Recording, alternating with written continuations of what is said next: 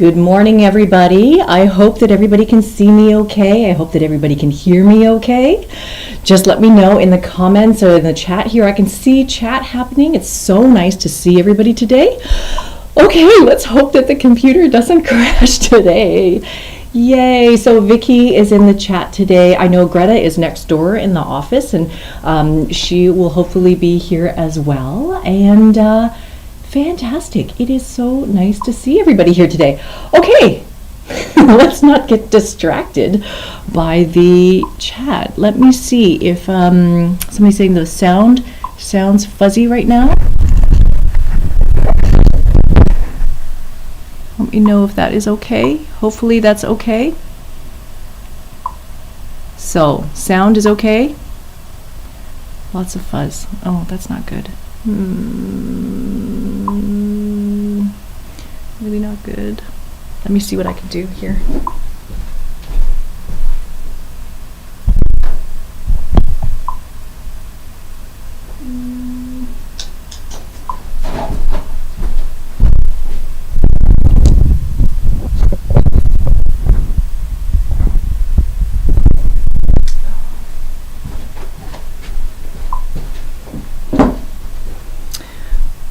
Okay, let me see here if... Let me know if that sound is any better, or if this sound is any better. If you guys can let me know if that sound sounds better. Okay, so I am hoping that that sound is... Now there's echo. Oh dear. Okay, so...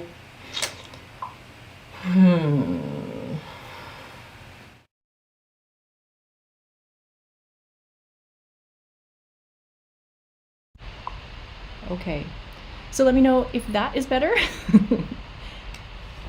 Okay, fantastic. Okay, yay, we have sound, we have audio.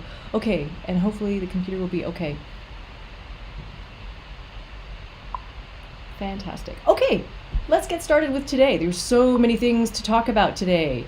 Okay, so the first thing that I wanted to mention is that right now we have started to do a lot of the filming and a lot of the course creation for 2022. We have all of the classes for 2022 sort of scheduled out for the rest of the year pretty much. And what I wanted to do was I wanted to direct you guys to the content roadmap on the School of SweetGeorgia website. So if you have never been there before, you can go visit us at schoolofsweetgeorgia.com/roadmap, and that gives you an idea of all the courses that we have coming. And so if you guys have never been here before, what we do is every month we do a live office hours here last Thursday of every month, and we talk about things that are happening in the school, things that will be happening in the school. We talk a lot about the study groups that are happening, and answer any questions or bring up points that, you know, things that you might have been going over in the community forums. We also look at people's projects and see what people have been making inside the school. So this month, because it is the end of the weaving study group, today will be a lot of Twill Gamp stuff and kind of like a catch up and review of everything that's going on right now. So I hope that everything is going to be okay. Sounds good. Okay. All right. Fantastic. So let's get started. Let me see. I want to show you guys this slide. So here is what is happening for the rest of the year. I want to remind you guys about that roadmap. So please go have a look at that. The other thing that I want to review for you guys is that, oh, Vicky's saying that there's still static sound. Okay, so let me see if I can try one more thing.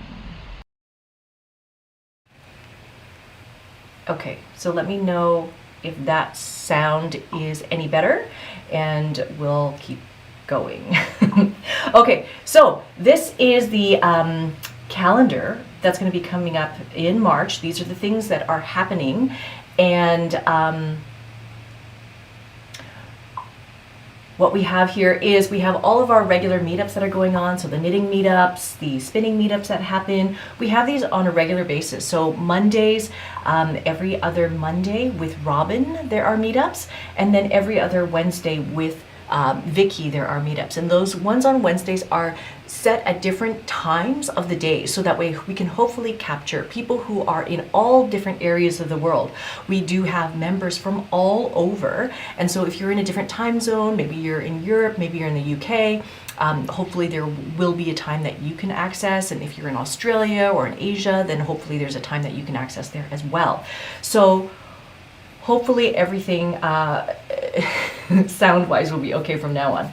Now, we also have, you can see that there's other study groups that are happening, that are going to be happening starting in the middle of March, and so we'll talk about that soon as well.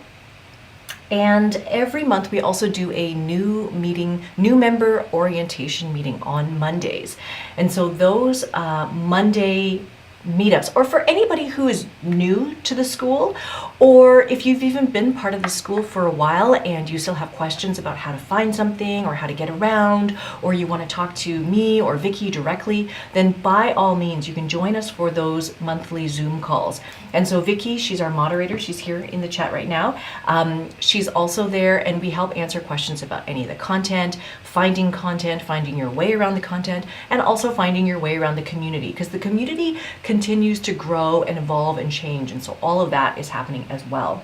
So there's all of that. And then the last thing I want to mention is that, yeah, we do a live version of the Taking Back Friday live stream, and that happens on the second Friday of every month. And so we're trying to get into that kind of rhythm and routine with all of these bits of live streams and meetings and things like that.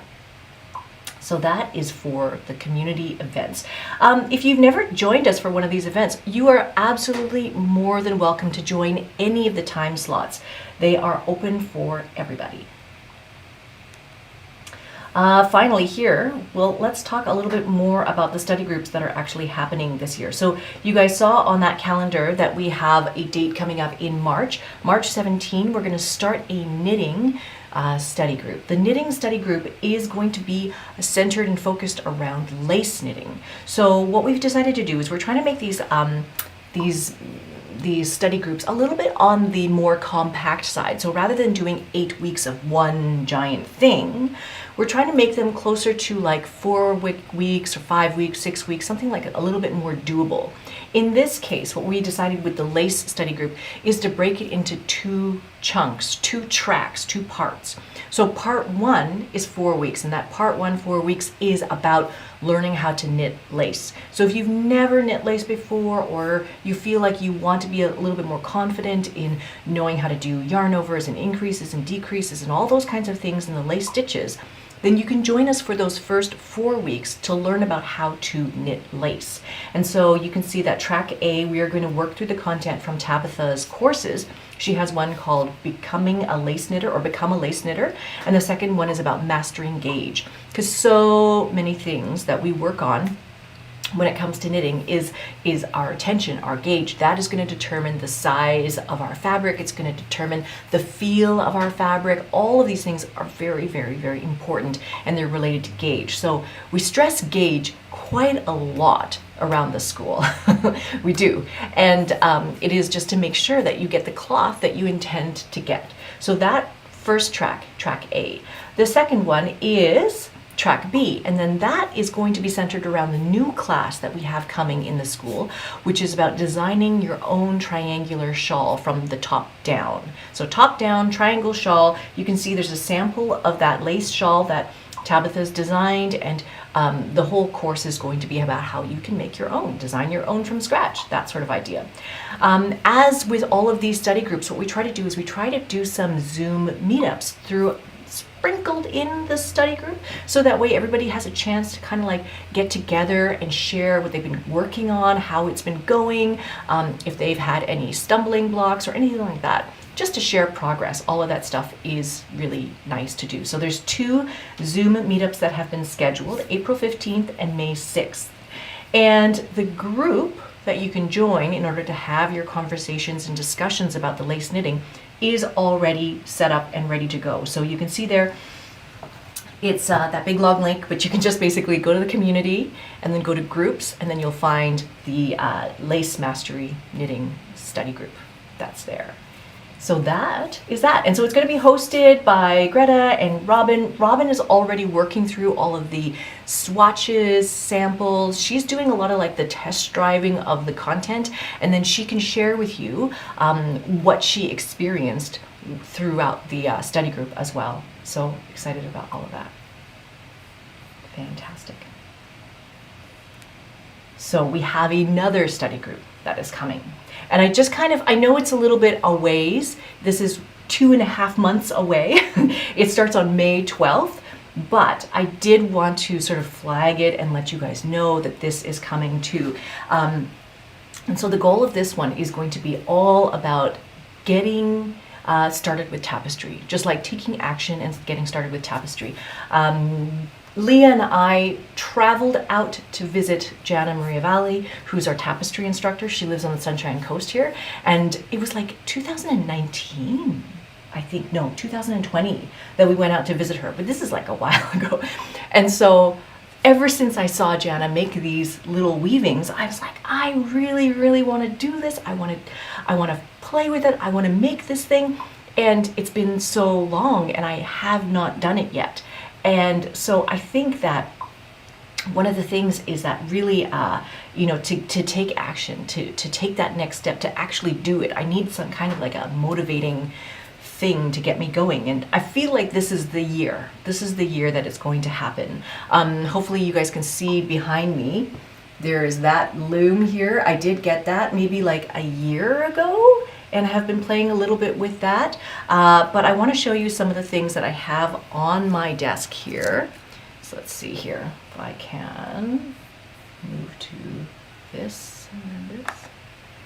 Hopefully you guys can see all of the things that are on my desk here. Okay, I want to show you. We have some stuff that will make tapestry fun. So these looms are mini looms that are being made by Jana right now. So these are Everly mini looms. You can see they're probably about, I'd have to measure this, they're probably about 5 inches on one side. And then the notches that have been cut out here, I measured it, it was about 6 ends per inch, 7 ends per inch, something like that. So this is really, really nice and handy. And so this is just a small portable handheld loom that you can use to get started for weaving tapestry. So just to make like little samples, you can do that on here. Now, in order to warp this, we're thinking we do have this yarn that is available. This is the Tapestry Loom warping thread that's available from Ashford. If you have something like 4/8 cotton, I don't think is really super good, but I mean, cotton seine twine is also okay. This is yarn that I have. This is all linen warp yarn. Let's see if I can get this to focus. There, that's linen rug warp yarn that I got, I believe, from Brassard. And this is what I use for my croque brag sample. So if you have any of this kind of yarn lying around from previous weaving projects, you might want to consider using something like this. But you can use this for warping up your little loom like this. And then what we're doing is Gist came out with all of these amazing colors of Array. So this is their new tapestry weaving yarn. And so what we wanted to do was we were going to make these little kits of colors. And so you can see here, like, this is a set of colors that we're putting together. This is a set of colors. This is a set of colors. Here's a set, here's a set, here's a set. And we have one more here. This is like a primaries set. And so what we're going to do, it might already be available on the website, but what we're going to do is we are actually making all of these available for pre-order as like little tapestry kits. And so the idea is that you can pick one of these color sets. You can have the option to add on a cone of the, or this is a tube of the natural. We could also get you cones of the natural as well if you wanted to use more of the undyed color. And you have the option to add on a mini loom, and you have an option to add on if you need any warping yarn. So all of this stuff, I wanted just to mention it to you, that we have it available and that this project is going to be coming soon. So this will be fun. So if you've never done tapestry before and you think that you might want to give it a try, then something like this, handheld loom, really super portable. You can put it in a Ziploc bag, put it in your purse and carry it around with you. I've seen people, you know, sitting at the bus stop, you can just do a little bit of things like this. That could be really, really fun. But if you know that you're going to really like tapestry, you've done it before and you really, really want to do more of it, and you really want to weave something that's bigger than 5 inches, then I would look into this loom that I have back here. Let me see if I can show you. This loom back here, that is the Shacked Harris loom. And I wanted to put it next to my spinning wheel so that you can see the size difference between the two. It's quite a big loom. You can see, looks kind of like this. Okay.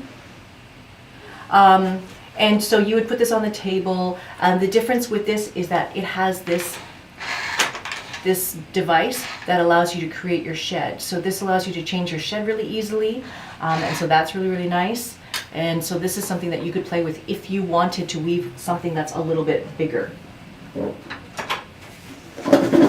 So that Harris loom is a 20-inch wide weaving width, and it's actually 27 inches wide, like the physical dimensions of it's 27 inches wide and 30 inches tall. So 27 inches wide, it's about the same width as the Baby Wolf loom.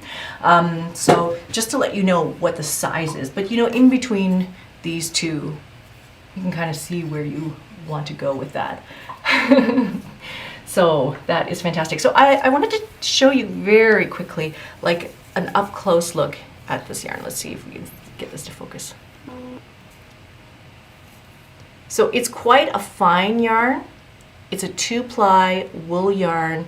It's got a little bit of grip to it. And because it's so fine, the idea is that you can take this yarn and double it up, triple it up, use it 4 times in order to get the thickness of yarn that you need in your weaving. So that is available. This is all coming in May. We're gonna do some tapestry together. It'll be super fun. Okay. So let's talk about the thing that we've actually been doing.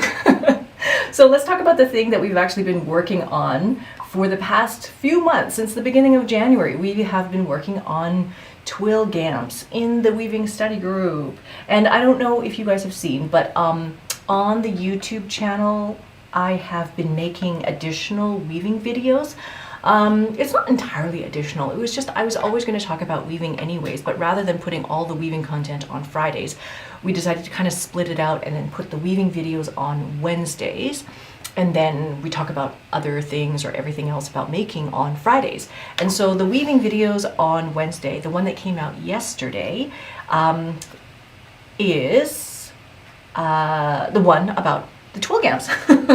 So I'll just show you very quickly the samples that I also showed in that video about, like, this is the little sample piece that I wove for the twill gamp in bamboo, and then I cut it off the loom so that I could wet finish it and see how it feels and how it works up and everything like that.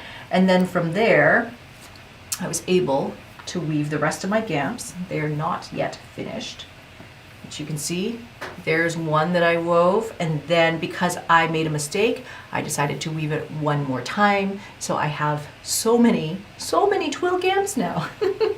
So many. And then I had all this extra warp that was left on the loom, and then I tried a couple of things to just kind of continue on, and then it ended up being yeah, for some reason it just ended up not really working out for me. I think that the way that I had sort of cut off and tried to tie back onto the loom was not working out. And so I think there was also quite a bit of feeling like I need to get on with the next thing that I'm working on, which I will also tell you guys about in a little bit. And so I just sort of forfeited the rest of that warp because we needed to move on. But in any case, hopefully you guys have had a really good time with your twill gamps, and I'm going to show you some of the things that you've been making. So I did want to mention that tomorrow is our finale. It's our Zoom meetup that we're going to do on Friday, 10 o'clock Pacific Standard Time. So you will have the link in the community forums. You can join me and then come and we can hang out. You can show me your twill gamp in like video so I can see it, because when we're looking at photos, that's great and everything, but to see the drape and to have a conversation about how it all worked for you, I'm really looking forward to seeing you guys in that meeting tomorrow. So you can find the link in there and all of the discussion that's happening on the forums about the twill gamps. So let's see. Everybody's twill gamps. These are just a selection. There's not everybody. There's only so many boxes on the screen. But this was many of the twill gamps that you guys have made, showing photos of the things that you've made and shown in the forums. It's really lovely to see all of the variety and the variation that everybody's done, like using the same pattern. Some people have expanded it, some people changed threading, some people use hand-dyed yarns, some people used stashed yarns, some people used all sorts of different, some were wool, some were cotton, just a big mix. You can see here Suzanne also used different colors. I was asking her what yarn she actually used, because this yarn looks very fine. All of the twill patterns look really fine, so I wonder if it was like 8-2 cotton or something like that. It's beautiful. And this is Meredy. She was getting going with hers. Everybody's getting going. Looks like some hand-dyed yarn.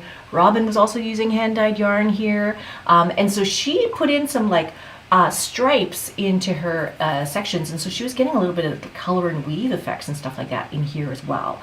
Amanda, who we talked about last month, Amanda's gamp, she expanded it to include more and more threadings, and then used a temple to help stretch it out, and then you can read all about how she added double threads for floating selvages and all sorts of things like that. So there's a lot of stuff going on here.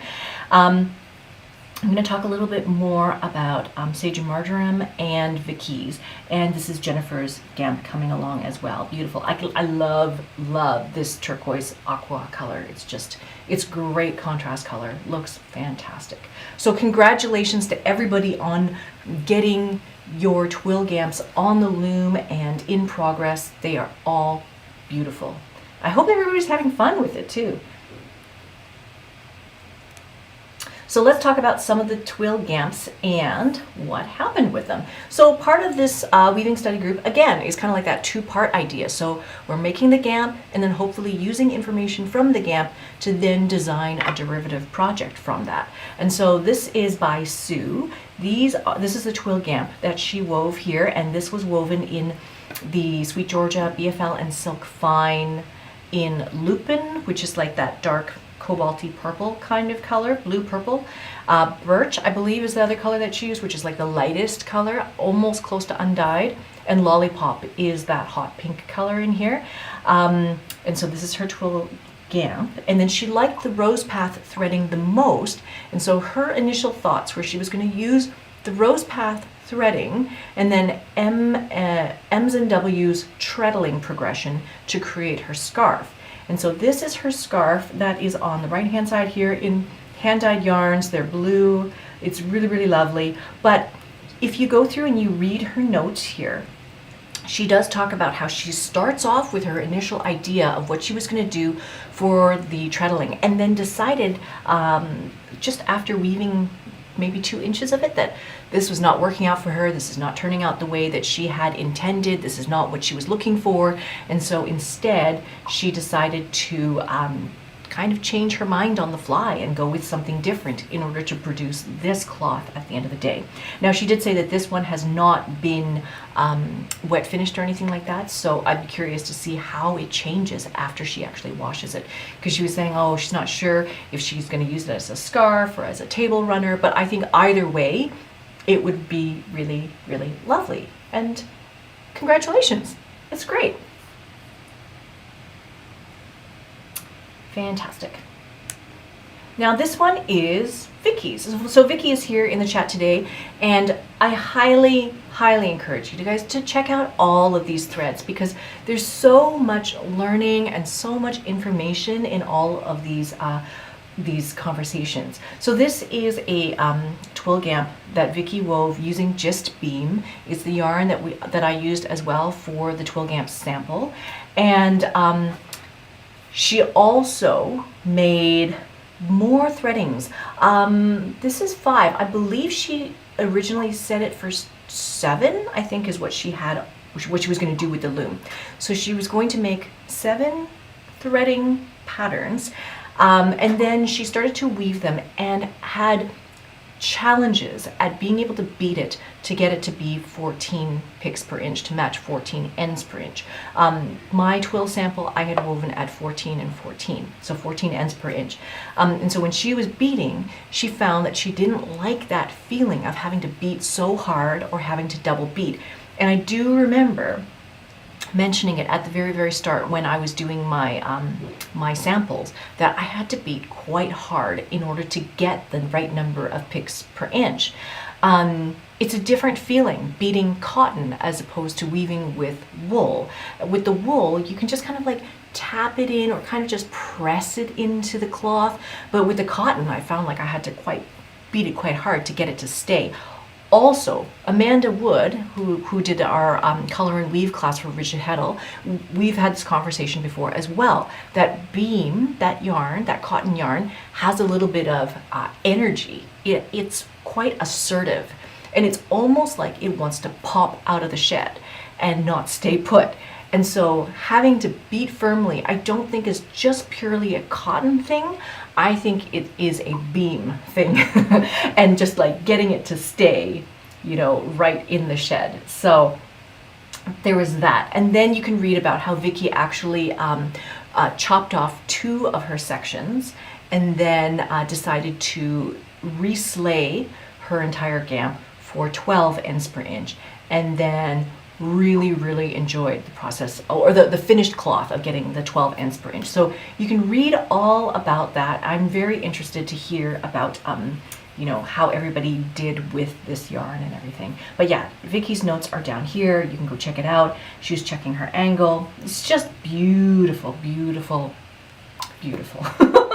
All of it is so pretty. Like, I think this one, is, oh yeah, I do like this Wall of Troy section here. We did the Wall of Troy with in Laura's class, the Intentional Weaver. There's a pattern. You can go check out how it's threaded. You can see how it's treadled and all of that kind of stuff. But it produces really cool effects here. And I believe this is M's and W's here. Yeah, I think this is Rose Path. I think this is Broken. I think, and this is point twill. Correct me if I'm wrong, Vicky. So I think that's what it is, but it looks beautiful. Vicky has way more photos on her thread as well, so please go check that out. So congratulations, Vicky. Really nicely done. You can see the wet finished cloth that she's made as well.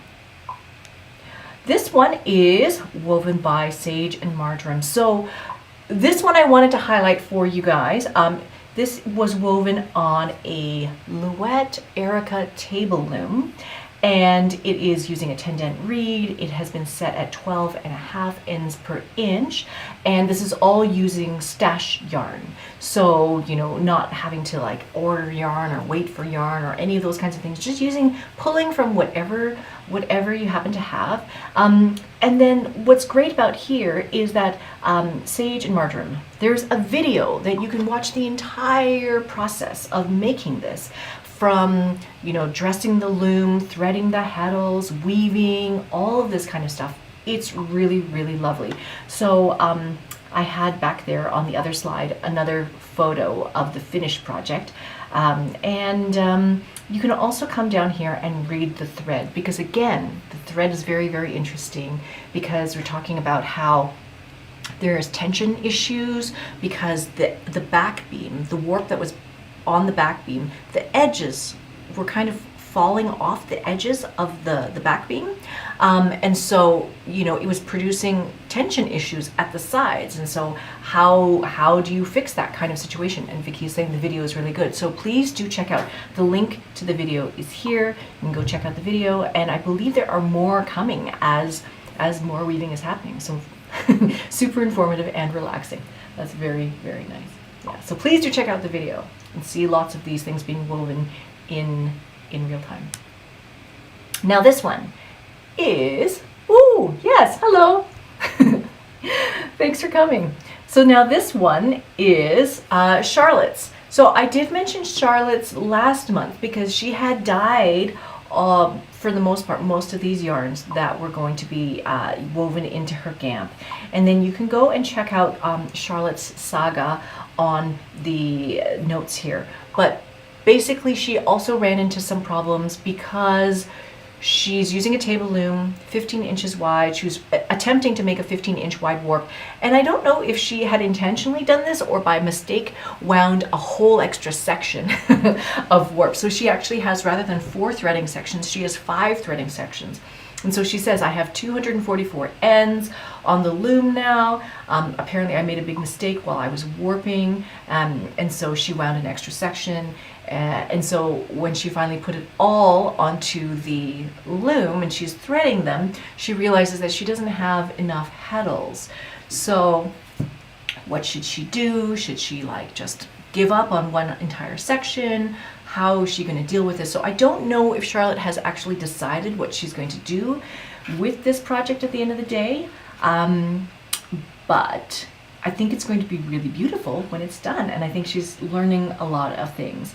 And so, yeah, I encourage you guys to go check out and provide any encouragement or support. There's a lot of people who I think are still working on twill gamps, and we keep the group open for as long as it needs to be open, and then you guys can come and pop in and put your notes in and your congratulations and all those kinds of things. So you can head over to the community to do that.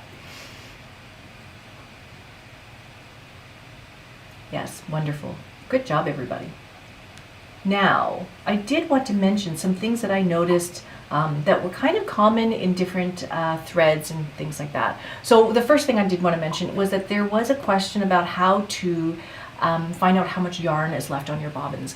Because for Meredy, she was working with 8-2 cotton, I believe, or it was a very fine cotton. It was a fine mercerized cotton, and or maybe 5-2 mercerized cotton. And so she had all these bobbins, all different colors, and there's just like little scraps of yarn on each bobbin, and she just didn't know how much yardage might be on each of these bobbins.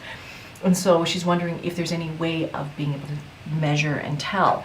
And so one of the things that Amanda had suggested is that maybe what you can do is, if you have an empty bobbin, if you weigh that and then you weigh the bobbin that has yarn on it, you can find out the difference, and then you find out the weight of the yarn that's still on the bobbin. And then if you can go and find from the manufacturer what the grist is, so you can find out how many yards per pound that yarn is, and then you can do a measurement to calculate approximately how many yards you still have left on that bobbin.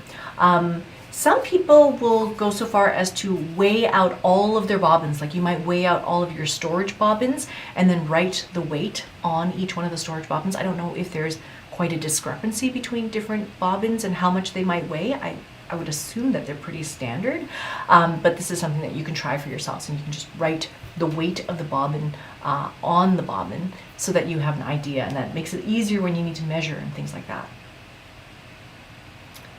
Wilma saying, as a new weaver, I'm a bit scared, but onward I go. The class was great. Yay!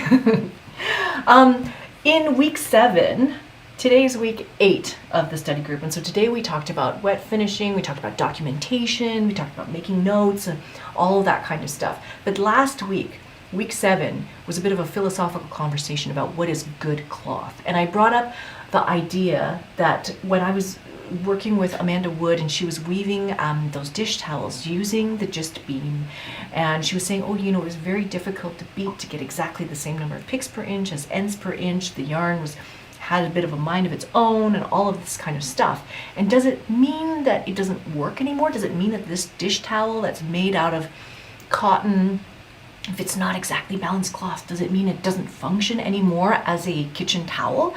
But I think it functions fine as a kitchen towel. I think it would be fine. And so there's a bit of a conversation about what is good cloth? What are we aiming for? And I thought that this conversation was really good. I'm trying to get you guys to go read this and chime in with your thoughts as well on this. Amanda left a couple of really good comments that I wanted to share with you guys as well. And so she says, at present, my good cloth is about the good creation of cloth rather than the creation of good cloth. And so I think that whole meaning is looking at, the entire process. Am I doing a good job of warping the loom? Am I doing a good job with maintaining tension?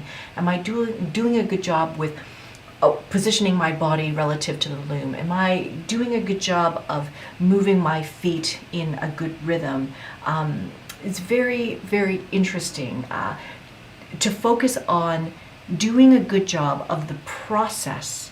And at the end of the day, that means that hopefully your end product will also be good, but not so much focusing on the output, but focusing on how you're doing it, focusing on the skills, the body movements, the knowledge, everything that you need up front. And then it's almost like the output will naturally happen on its own, rather than looking at the thing that you've created off the loom and then being very critical and saying, oh, I missed this, or this was uneven, or this, and then criticizing the cloth. Come back to the starting point and look at, well, how am I handling my selvages? How am I winding my bobbin? What kind of tension am I putting on? Where is my beater beating? Like, have I advanced the cloth frequently enough? Like, what am I doing at the loom? That's kind of the focus. And so she continues on and she says some other things. She says, I do think the purely functional elements of cloth are fundamental to the judgment of good cloth. Though, as in my opinion, a cloth that is too good, that is like one that never gets used because it's too precious to the intended user, is actually bad cloth. So I guess it can be boiled down to objectively good cloth and subjectively good cloth, so that a functionally good cloth that doesn't get used can actually be bad, and a functionally bad cloth that gets used and loved and maintained is actually good cloth. So I think that whole thought process is really interesting. Amanda's here in the chat here. She says, I'd love to hear what others think on this. I really enjoy seeing what you guys think as well. Amanda said it so well. Yeah, the idea that good cloth, maybe it's cloth that we use. It's cloth that we love. Maybe it's a baby blanket that you wove that maybe technically imperfect, but is loved and carried around and just like, taken to picnics for years and years. Isn't that good? Doesn't that serve the goal and the purpose of a textile to be used and loved and appreciated? So lots and lots of things to think about, because I think that sometimes if we get too hung up on the perfection of something and I missed this one pick, or that my edges were a little bit wonky or whatever, I think that it can take away from the joy of us making these things in the first place. And so my concern with everything, with having people learn weaving at the start, is really making sure that the joy, the fun of it is preserved, that you enjoy the process, that you love it, and that you are kind to yourself when you go and you look at what you've created. So that for me is quite important. So please do chime in. I would love to see what you guys say about that. The other things that came up a few times in people's threads was the idea about beaming the warp, preparing the warp beam in a way that the tension stays even, that it stays firm, all of this kind of stuff. I know when I was learning, the idea was that you want the back beam to look like as firm as a spool of thread. You buy a spool of thread, that thread is wound very firmly, shiny, compact, that sort of idea. And so we want that for the back beam of our loom with our warp yarns. And in order to prevent the edges from falling off, you want to make sure that your sticks are long enough and they extend long enough past the warp, or that your paper extends long enough. I know it can be very challenging to manage the warp and cranking and getting paper into the back beam all at the same time. And so this is where it could be really helpful if you enlist a friend or enlist a family member to help you with the beaming process. The beaming process is a bit of the challenge. especially if you're doing it by yourself, which is why we mentioned this idea of the warping trapeze. And the warping trapeze is helping, it's kind of like serving as the person who's holding the warp and providing tension on the warp so that your hands are free and you can go focus on other things. Building this warping trapeze, go and look through the threads and the forums, because there are so many people who have created all sorts of different ways of creating a warping trapeze for their own looms. It's fantastic. And I wanted to share with you this photo because this is Charlotte's photo of her using the table loom, and she here has set up a little mini trapeze contraption. It's the back of her dining room chair. That's all you need. You just need a point where you can attach a weight to your warp and just suspend this whole thing, so that way there's tension, and then you can crank the back beam. So I thought that this was great and ingenious because you don't need to build anything. It's not anything else. I have also seen people, throw their warp over the back of like the back of a banister for stairs or something like that, from a second level to a first level. Just all sorts of different ways that you can be imaginative and think about how you can create this sort of system, even if you can't build a giant contraption. And then, like we were talking about with Vicky's GAMP situation, this idea of figuring out how hard to beat. This is a bit of a tricky thing, right? Like different yarns need different beats. And I have found this for myself that, when we do our warping calculations and we're making our project calculations, there is a line in that spreadsheet that says how many inches do you want for sampling? And I think that if we're trying to save yarn or not use too much yarn, then very often we're like, oh, I need 0 for sampling. But I think it is a good idea to include a bit of, slush there, include a few inches where you can test out and try different beats to see how it all feels, and to see what kind of cloth you're getting, to measure your ends per inch and your picks per inch and all of that kind of stuff. You need a bit of area to test it out, to work out the feeling of that yarn and that cloth and that loom, that whole combination, to work it out before you go and you start on your actual project part.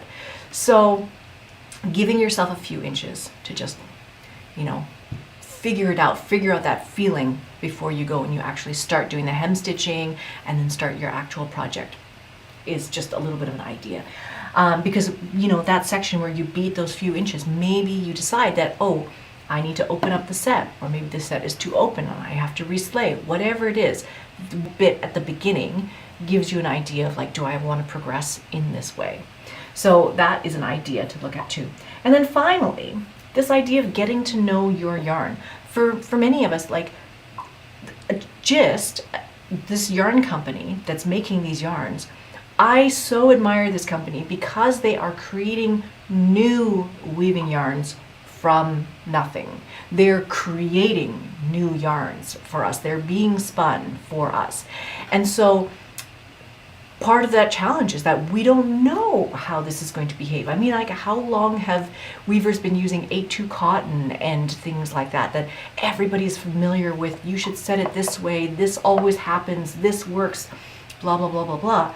If it's a new yarn, maybe we don't know how it behaves. Maybe we don't know what the perfect set is. Maybe we collectively need to weave and weave and weave and weave all different samples, all different sets, and then we can compare and say, well, I did this and I really like this as opposed to this, and all sorts of things like that. And collectively we develop an understanding of this yarn together.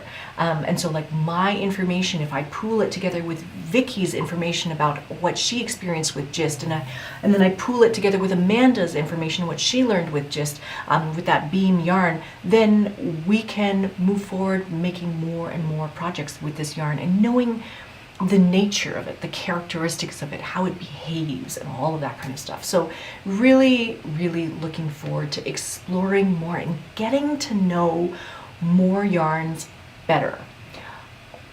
I think it's a little bit different than knitting, where there's so many yarns that are available, and knitting seems to have a little bit more flexibility in terms of, you know, how you knit it, gauge. Because it is a stretchy and flexible and elastic sort of cloth, you can allow it to do all sorts of different things. It's meant to change. It's meant to like flop and move and drape and all sorts of things like that. But with weaving, because we need it to hold interlacements of other yarns together, it needs to have structure. It needs to hold together and not have your finger go through it and not be so firm that you can't beat it. So all of these things, I feel like with weaving, there's less flexibility in terms of finding that set. And so we do need to sample and sample and sample until we find the best way to go about it. Yes, I love seeing all of these conversations in the chat. Yes, please do. Everybody, share the things that you're going through. Greta's asking, I should share more of my tension issues in the forums. I always have challenges while weaving. It is different than knitting or spinning, where I usually know what to do. Yes, and I think that it's true. Like the more we share the challenges that we're going through, then the more we can help each other and then work through it. Because I'm sure that you're not the only person or the first person that's gone through any of these things. So yeah, excited to see what you guys are weaving as the year progresses. I feel like so many things are going to happen this year. Now, I do want to mention that we did have a class that recently launched. Was it this week? Was it last week? It's very, I think it was this week. It's wet finishing for weavers. So this is the other class that Laura Fry has taught for us, and it's all about taking your samples and what do you do after it comes off of the loom. You'll know that Laura Fry is a master weaver, as granted by the Guild of Canadian Weavers, and this is like her thesis. Her final research work and project is all about wet finishing, how it works, how to do it, everything. And so in this course, I really do want you guys to check it out. It's what we talked about today, week 8 of the weaving study group, is to look at how your cloth changes after you wet finish it. She takes wool samples that have been woven, and you can do anything from just washing it in hot water to then fulling it for a minute, fulling it for 2 minutes, fulling it for 4 minutes, fulling it for hours. And then she takes wool and she'll show samples in the class of how she changes the wool all the way to felt, how you can make like solid felt from wool hand-woven cloth. It's absolutely super fascinating to see, and how much the wool cloth changes with the fulling process, how it blooms, the texture, the character, every part of it changes. And so again, this is part of getting to know your yarns. How does a yarn behave? How does a yarn full? How does it change and evolve and all of these kinds of things? Wet finishing is magic, yes. And so it's really, really cool. I encourage you guys to check out the class. The other part of the class is that she teaches how to wet finish cotton and linen. She shows with a, now I can't remember the name of it, but it looks like a giant rolling pin, and you basically roll it over the linen cloth and it makes the linen shiny. It converts it from something that looks like, you know, very almost hairy and coarse, and it makes it this beautiful, shiny, silky looking, oh, mangle, exactly, thanks. Thanks, Amanda. Yes, it's like a dowel. It's like a giant rolling pin that's a little bit ovoid, so it doesn't roll away. It's just kind of like it'll roll and then it'll stay put. But you can roll it over the cloth and it just makes it shiny and smooth and completely transforms the nature of that cloth.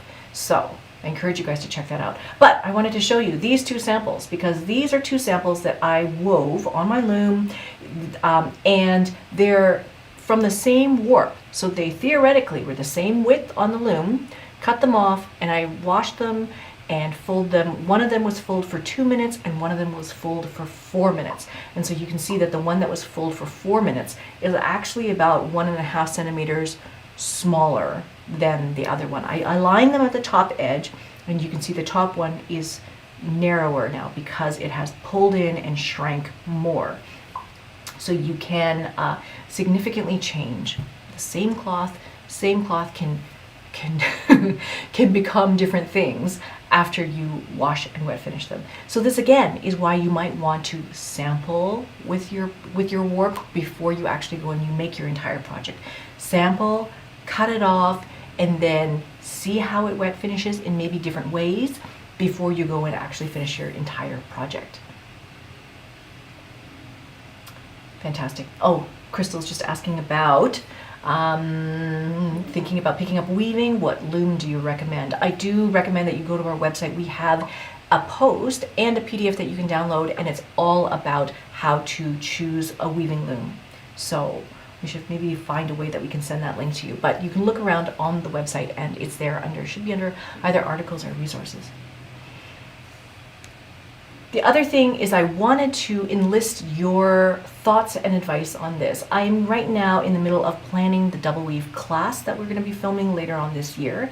And so I'm wanting to make 2 projects as part of this. The first project is going to be a very small sampler. So very narrow kind of sampler that's going to go on the loom, and then it's going to be double width. It's going to do a bunch of things. It's going to have 2 layers interlaced and all this kind of stuff. And so that sampler is going to be done in hopefully just 2 cones of 8/4 unmercerized cotton. The set's going to be 12 ends per inch is what I'm aiming for. And I wanted to use unmercerized cotton because it is very accessible, it's very inexpensive, maybe you even have some lying around at home, all of that kind of stuff. So just to make it really easy. I have heard that people have said that unmercerized cotton in double weave can be really sticky and it can be hard to get shed. So I'm doing the testing right now of it. It's going onto my loom right now. And we're going to also look at playing with color and weave in double weave and all of that kind of stuff. So that is project number 1. Project number 2 that I have sort of working out right now is the idea of making a shawl using 3 cones of the Gist Ode alpaca.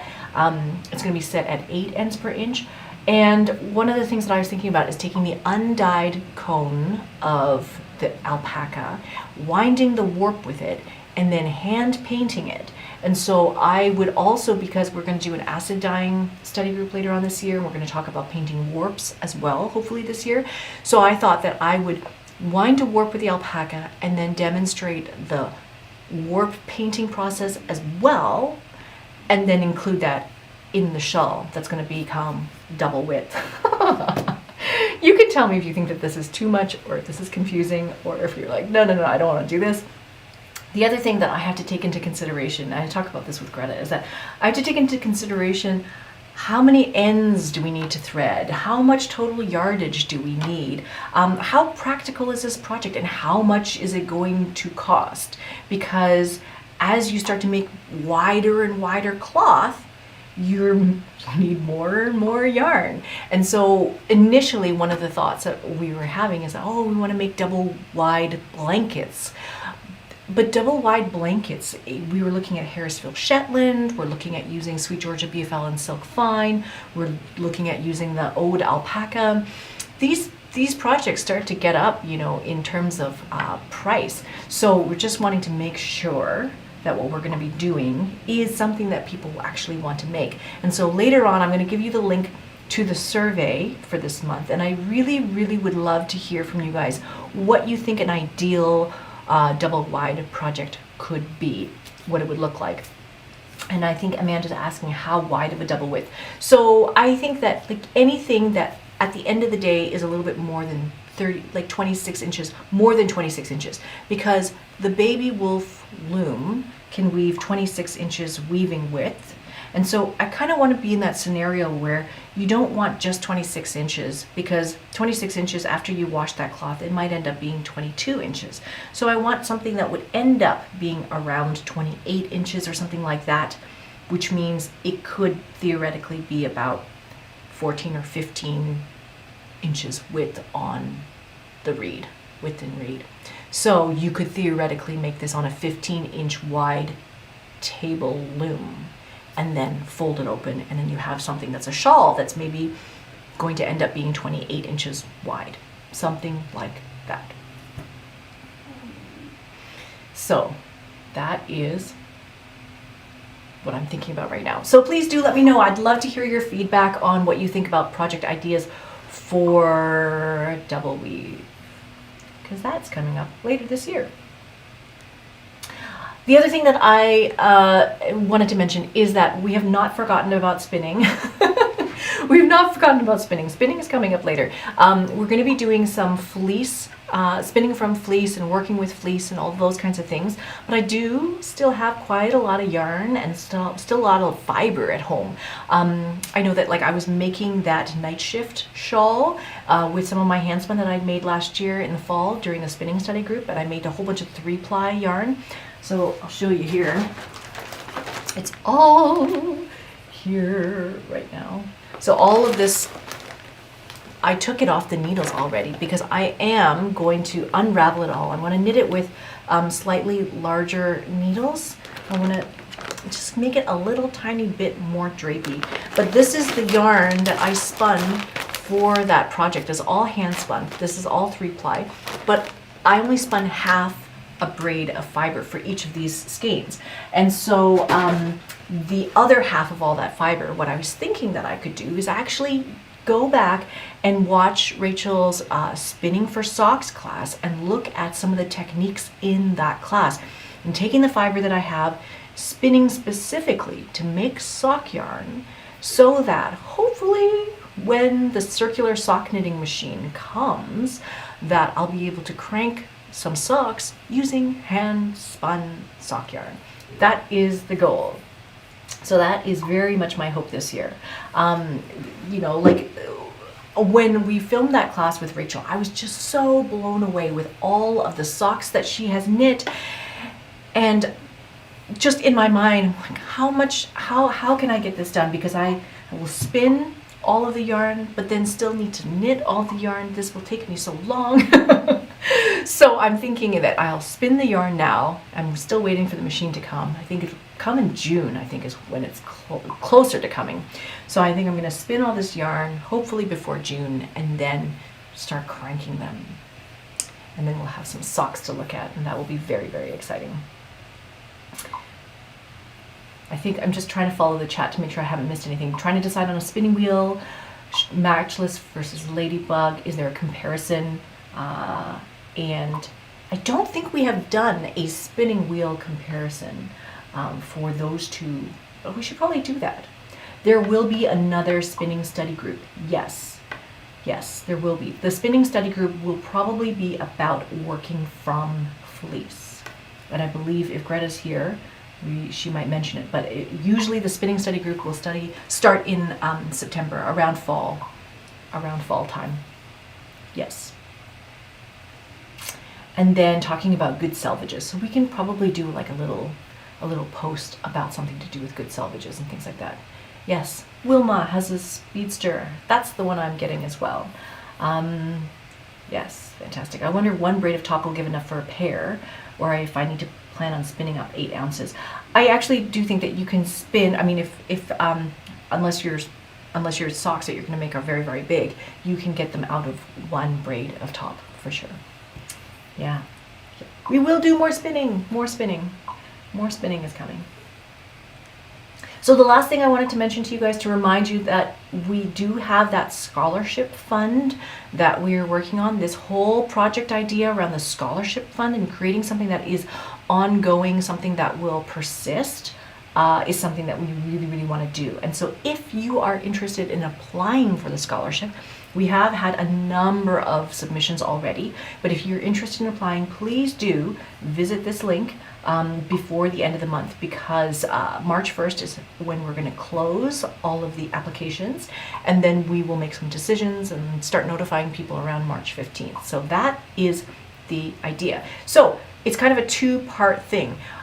In order to fund scholarships, so that way we can give gift certificates to School of Sweet Georgia members in order for them to help build their gear, get them tools that they need to use, maybe get them a loom, maybe help apply towards a wheel, all of those kinds of things. In order to do that whole side of funding members, we need to raise the funds. And so the way that we're raising the funds is by creating merch for the school that hopefully will be interesting to you and helpful and something that you would like to have. And so if you would like to buy the first piece of merch that we've created for this, it is an apron. And so the apron could be used for later on when we're doing dyeing classes, it can be used for spinning, it could be used when you're washing fleece. So all of these things for the apron. And they should be arriving pretty soon to our studio, and so we can hopefully talk about that. So once we get these aprons, the funds from the aprons will go towards the scholarship fund that will help support the members. And so that's what that is all about. And so finally, here is the link to the survey. So please do go visit this link, schoolofsweetgeorgia.com/livefeb2022. We'll keep this open until midnight tonight. And basically every month I just ask you guys, what did you guys get out of this meeting today? What did you enjoy the most? What did you find the most helpful? What would you put into practice? And this month I'm also asking about what would you like to see for a double weave project if you were going to do the double weave class. So like, what kind of yarn? How does Harrisville Shetland sound to you? How does Sweet Georgia BFL Silk Fine sound to you? How does Ode Alpaca sound to you? Like, how does all of that sound? And what we're going to do is we'll pick a winner. And we'll pick a winner for the giveaway to get 3 cones of Just Beam. And so you can use these 3 colors to make either color and weave towels like from Amanda's class, or you can use it to weave the twill gamp. You can use it for whatever you like. So I encourage you guys to go check out that link and yeah, and check that out. And Nancy Moore is saying something about Harrisville. Yes, I love Harrisville yarn. They're having like a little bit of a challenge right now, I think. Just a lot of supply chain issues and things like that happening. But the yarn is lovely to work with. It's lovely to weave with. Comes in beautiful colors. We have a lot of it here in the studio. So looking at all of that kind of stuff. So, do I have any more slides back here? Oh yes, that's our contact information. Yes, so that is what Nancy's asking about. So yes, Harrisville's dye company. So Harrisville is the mill that spins all the yarn. We get Harrisville Shetland, we get Harrisville Highland, and I believe that their dye company had a weather event, and so they decided to stop their business. But from what I've heard from Harrisville, they still have yarn in stock, and so there is still yarn available, but we don't know. We don't know. I think that they're still working that out, and I haven't heard an update from them about that either. So that is that. Love to answer any other questions you guys have today. You guys can absolutely find me in the community forums. You can send me a message. And yeah, I encourage you guys to keep following what we're doing and join in on the study groups. I think that the study groups are a big thing about actually taking action with people and making things together. I'm really excited about working with these looms. These are the Everly looms. Excited about working with this new colorful yarn. You guys can check out and see if those things are available on the website as well. Yeah, all of those yarns are so lovely. Fantastic. Well, thank you guys so much for being here. I appreciate you being here, and we'll figure out the microphone for next time. Thanks so much for being here. I guess I will see you guys in the next one. All right, bye.